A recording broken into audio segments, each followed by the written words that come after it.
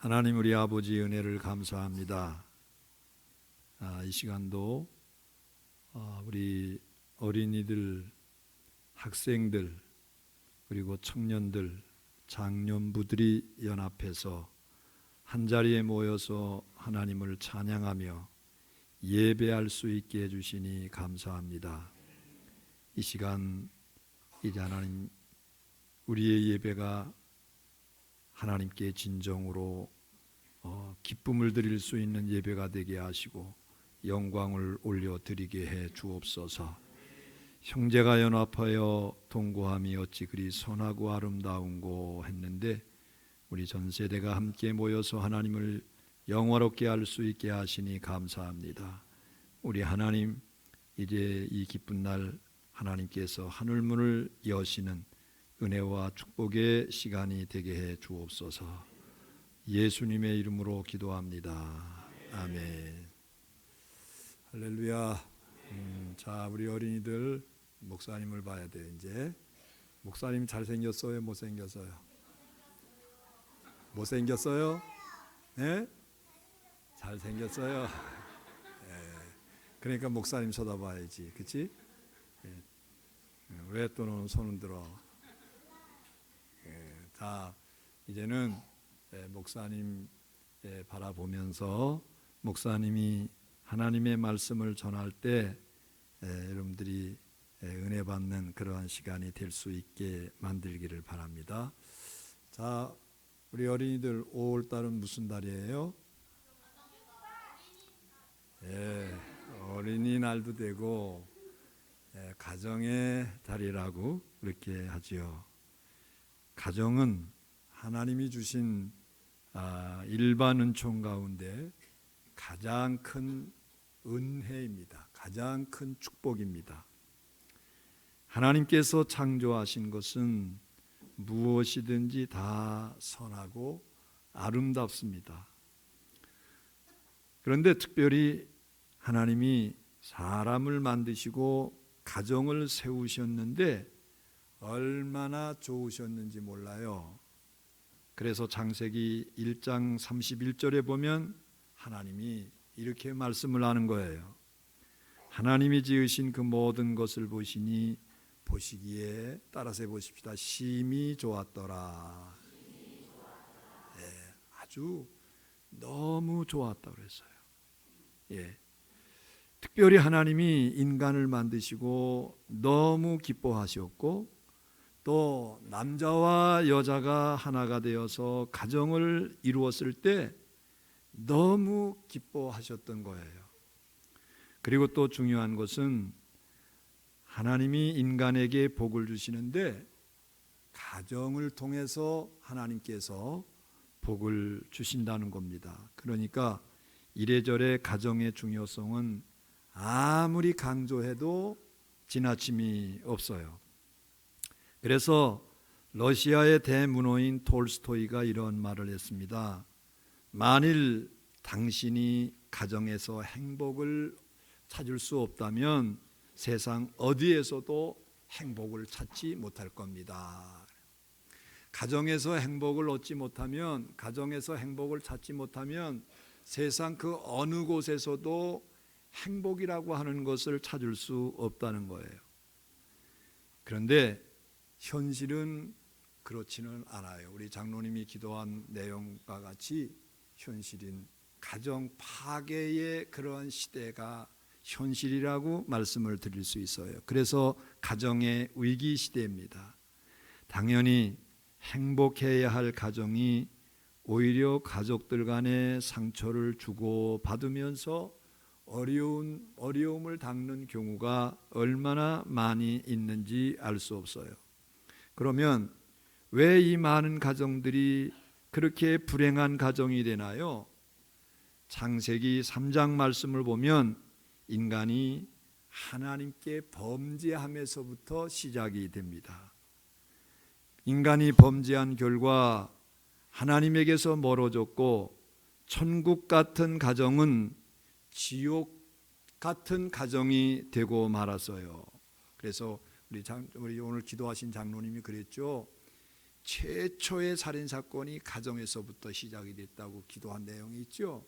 가정이 그렇게 죄가 인간에게 들어오니까 가정에서부터 살인 사건이 일어나는 그런 불행한 일들이 일어났던 거예요. 그러므로 오늘 말씀을 잘 듣고 우리 가정을 천국 같은 가정으로 세워서 행복하게 살아갈 수 있는 우리 모든 성도들이 되기를 주님의 이름으로 축원합니다. 우리의 가정이 천국을 지향하기 위해서는 먼저 천국에 관해서 우리가 잘 알아야 됩니다. 성경에서 말하는 천국, 곧 하나님의 나라에는 양면성 두 가지 면이 있어요. 하나는 흔히 많은 사람들이 생각하는 장차 들어갈 미래의 천국이지요. 우리가 예수를 믿는 목적이 있어요. 그 목적은 예수님의 보혈로 구원받아서 우리가 천국 가는 것이 예수 믿는 이제 목적이에요. 그래서 우리가 예수님을 믿음으로 구원받아서 천국에 가는 거였어요. 그리고 다른 하나는 이 세상에서 우리 안에 임하는 현재적 하나님의 나라예요. 우리가 이제 예수님을 믿는 가운데서 하나님의 나라를 이 땅에서도 경험할 수 있다는 거예요. 미래의 하나님의 나라는 요한계시록 21장과 22장에 기록된 천국으로 우리 성도들이 들어갈 영생하게 될 새 하늘과 새 땅입니다. 그런데 그 나라에 들어가기 전에 이 세상에서도 우리가 하나님의 나라를 경험할 수 있어야 된다는 거죠. 그게 바로 우리에게 임하는, 우리 안에 임하는 하나님의 나라예요. 다시 말하면 보이지 않는 영적인 나라로 믿는 성도들 안에 임하는, 믿는 성도들 그 심령 안에 임하는 하나님의 나라예요. 그래서 지금 여기에 임하는 천국으로 하나님의 임재와 통치를 의미합니다. 쉽게 말씀을 드리면 하나님이 지금 우리 가운데 오셔서 우리를 다스리시는 거, 우리를 이제 우리에게 말씀해 주시고 우리는 그 말씀에 순종하는 상태, 그것이 이루어지는 거예요. 말하자면 하나님이 왕으로 다스리시는 것을 말합니다. 우리 한번 따라서 해보십시다. 하나님은 나의 왕이십니다. 하나님이 내 가운데 임하셔서 나의 왕이 되시는 거예요. 나를 다스려 주시는 거예요. 그것에 하나님의 나라가 임하는 거예요. 예를 들어서 우리 심령 속에 하나님이 오셔서 내 마음과 생각을 다스리시면 내 마음에 천국이 이루어져요. 이른바 심령 천국이라고 그래요. 하나님이 또 우리 가정 가운데 임하셔서 온 가족의 마음을 다스리고 통치하시면 가정에 하나님의 나라가 임하는 거예요. 자, 우리 어린이들, 여러분들 가정에 누가 제일 왕이야? 아빠. 그러죠? 그런데 우리 가정에 이제 아빠가 왕일 수도 있고 할머니가 왕일 수도 있어요. 그런데 그거는 가정의 질서를 위한 것이고, 그 가정 가운데 하나님이 딱 오셔서 하나님이 말씀해 주시고 다스려 주시고 또 우리는 순종할 때 그곳에 하나님의 나라가 이루어진다는 거예요. 가정 천국이 이루어지는 거예요. 이런 식으로 오늘 여기 우리가 사는 곳에 하나님이 오셔서 우리의 왕으로 우리를 다스리시면 현재 하나님의 나라가 되는 겁니다. 여러분, 반대로 마귀와 죄가 내 마음을 통치하면, 다스리면 내 마음은 어떤 마음이 될까요? 심령 지옥이 되는 거야. 여러분들 마음에 지옥이 있게 되면 되겠어요? 안 되겠어요? 여러분들 마음에 지옥과 같은 그런 생활이 되면 되겠어요? 안 되겠어요? 친구들하고 막 싸울 때 봐. 막 욕을 하면서 그냥 얼굴을 그냥 인상을 쓰면서 욕을 하면서 그래 봐. 그 사람의 얼굴이 어떤 사람일 것 같아요? 예? 마귀 같아. 마귀 같아. 예? 얼마나 무서운지 몰라. 그런데 서로 사랑하고 서로 위해주고 그러면 그 사람의 어떤 모습일까요? 천사와 같지요. 하나님과 같지요. 예? 그래서 우리 마음에 마귀가 우리 마음에 와서 마귀가 우리를 딱 왕이 되면 안 돼요.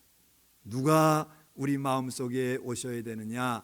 하나님이 우리 마음에 오셔서 하나님이 우리 마음의 왕이 되시면 가정의 심령의 천국이 이루어지게 되는 거예요. 그거는 가정도 역시 마찬가지예요. 그러면 우리 가정을 가정 천국으로 만들기 위해서 무엇이 필요할까? 결론부터 말하면 하나님을 경외하는 신앙과 하나님 말씀에 순종하는 신앙이에요. 한 가정의 행복은 그 가정의 주권 혹은 왕권이 누구에게 있느냐에 따라서 달라집니다. 옛날에는 가부장적 전통적인 가정은 그 가정의 왕이 아버지입니다. 한마디만 해도 온 가족이 다 그 말씀에 순종하고 따랐어요. 그런데 현대 가정은 이런 것들이 많이 쇠퇴했어요. 그러나 성경은 아버지 혹은 남편을 중심으로 가정이 움직이는 게 기본이지만은 그 이전에 하나님이 가정의 주인이 되시고 왕이 되셔야 한다는 겁니다. 아버지부터 어머니 그리고 자식들까지 온 가족이 하나님을 왕으로 모셔야 합니다. 그게 바로 하나님 경외의 신앙이에요. 오늘 1절 말씀을 보세요. 하나님을 경외하며 그의 길을 걷는 자마다 복이 있도다 그랬어요. 여기 보면 하나님의 길이라고 하는 말이 나오죠. 곧 하나님의 말씀을 가리킵니다. 그러니까 하나님 경외의 신앙과 말씀 순종을 같은 것으로 본 거예요. 그러므로 우리는 먼저 하나님을 경외해야 됩니다. 경외라고 하는 말의 뜻은 두려워한다는 뜻인데 무조건 무서워서 조심하고 멀리하는 게 아니에요. 존경하는 마음을 가지면 그 선생님이든지 아버지든지 목사님이든지 존경하는 마음을 가지면 그 말을 절대적으로 순종을 해요. 그래서 존경심을 갖고 따른다는 거죠. 하나님을 두려워하면서 멀리하는 것은 경외가 아니에요. 그것은 불신앙이에요.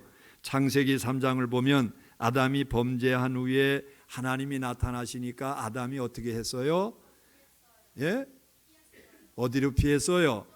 동산나무 숲 사이에 숨었어요. 그것은 하나님을 경외하는 게 아니고 하나님을 불신하는 불신앙이에요. 그러므로 우리는 하나님 경외의 신앙을 가져야 됩니다. 하나님 경외의 신앙은 또 하나님 말씀 순종으로 이어지게끔 되어 있어요.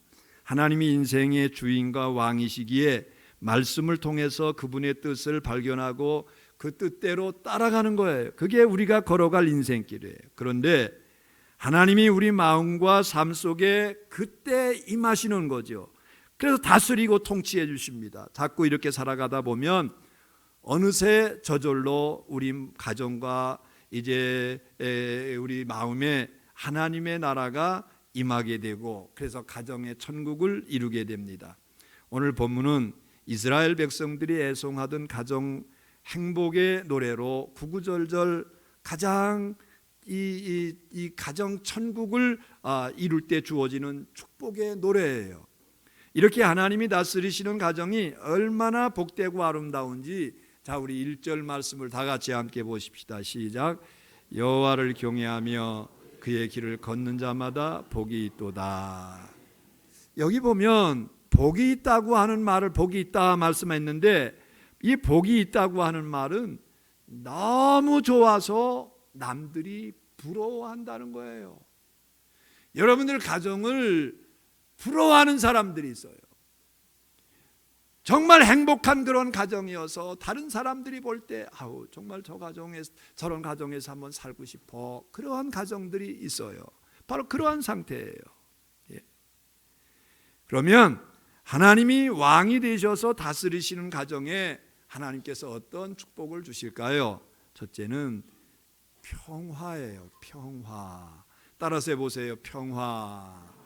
예.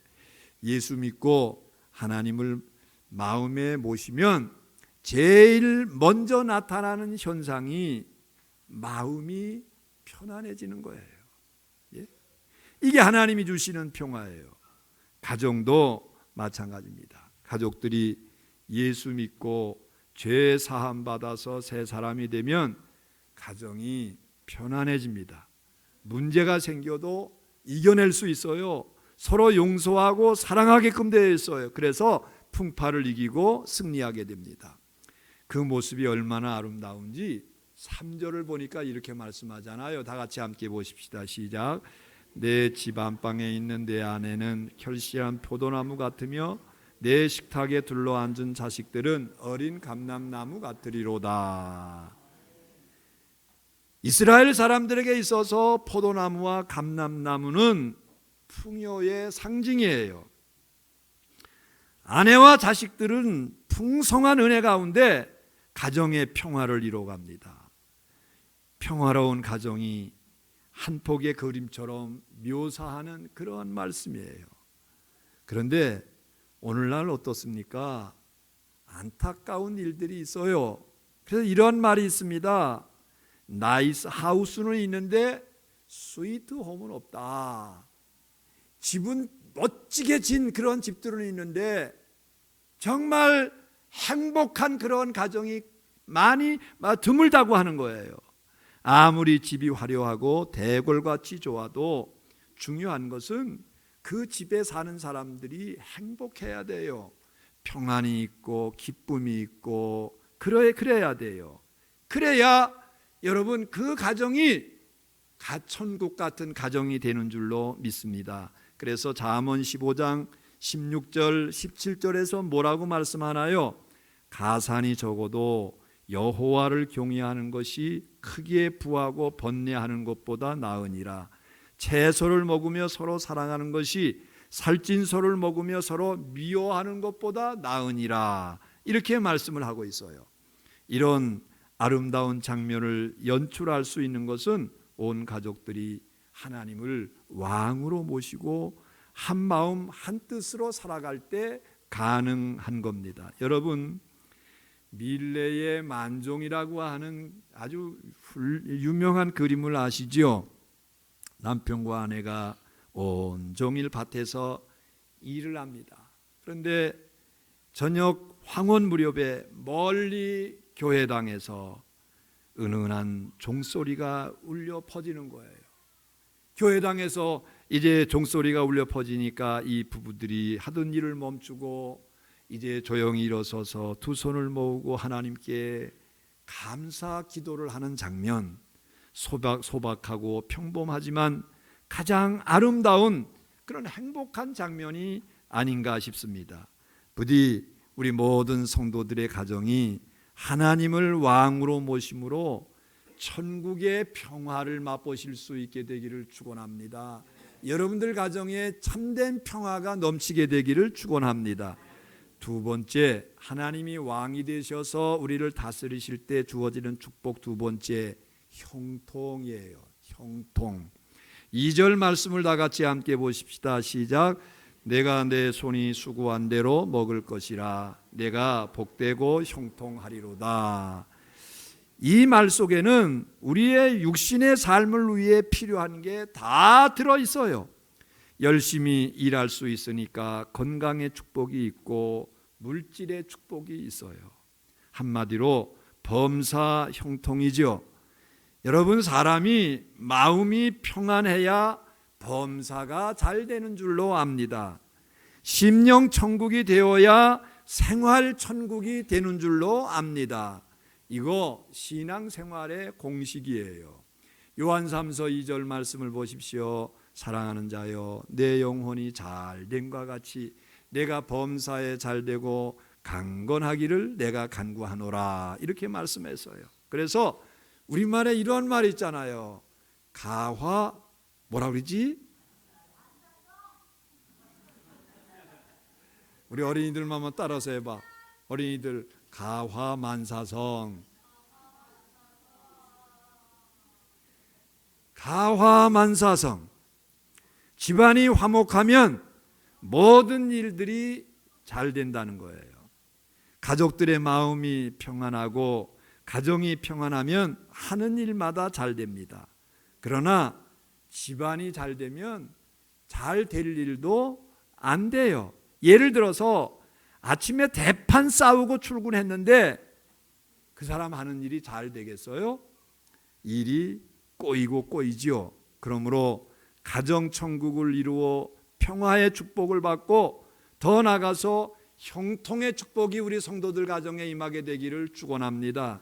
세 번째, 번영이에요. 번영.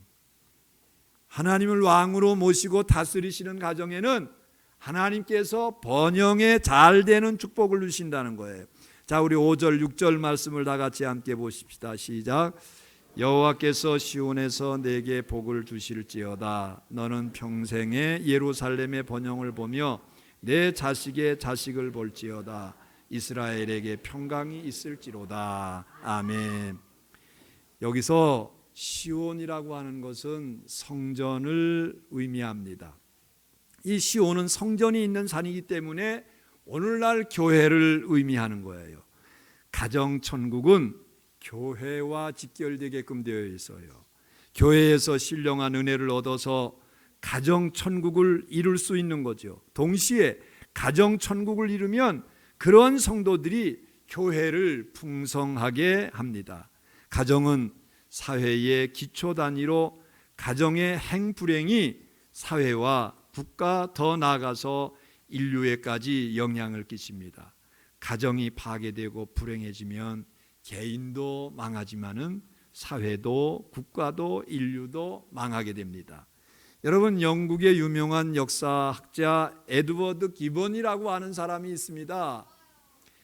이분이 쓴 로마 제국 성망세라고 하는 성망사라고 하는 그런 이제 책을 보면 로마 제국의 멸망한 원인이 여러 가지가 있는데 그 중에 가장 중요한 것을 지적을 하고 있어요. 뭐냐 하면 로마 제국이 멸망한 원인 중에 하나가 가정이 파괴됐다는 거예요. 로마가 망하기 전에 가정이 수없이 파괴가 되는 거예요.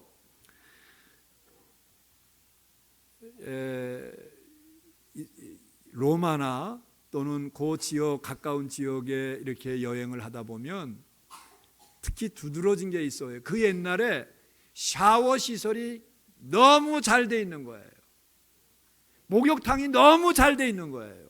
그런데 그게 건전한 목욕탕이라면 괜찮은데 아주 음란한 그런 남녀가 같이 이제 목욕을 하면서 음란한 그런 일들을 하는 그런 목욕탕이라는 거예요. 그래서 로마가 망하기 전에 먼저 가정이 망했다는 거예요. 가정이 망하니까 결국은 로마가 쇠퇴의 길로 가게 된 거예요. 우리 사회가 밝아지고 이 나라가 잘 되고 인류의 미래가 있으려면 가정이 이제 천국으로 회복되어야 될 줄로 압니다. 마더 테레사가 노벨 평화상을 받은 날 기자회견을 했어요. 그런데 한 기자가 이렇게 말했습니다. 세계 평화를 위하여 가장 시급한 일이 뭐라고 생각하십니까? 그러니까 테레사가 이러한 말을 해요. 기자 선생, 빨리 집에 가서 가족을 사랑하세요. 바로 그겁니다. 세계 평화를 위해서는 가족이 먼저 회복이 되어야 된다는 거예요. 가족들을 먼저 사랑하고 이제 가정에 평화가 임해야 되고 가정에 천국이 임해야 된다는 거예요. 그래서 가정 천국이 되면 인류의 평화가 이루어진다는 겁니다. 여러분, 우리가 예수 믿고 천국 백성이 되는 것은 단지 하늘 천국에 들어가는 것만이 아닙니다. 이 세상 살 동안 하나님을 왕으로 모시고 현재의 하나님의 나라를 맛보고 사는 거예요.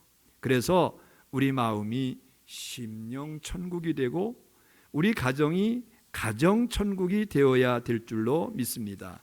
그게 내 자신의 행복이요, 우리 자손들의 축복이요, 이 세상의 희망입니다.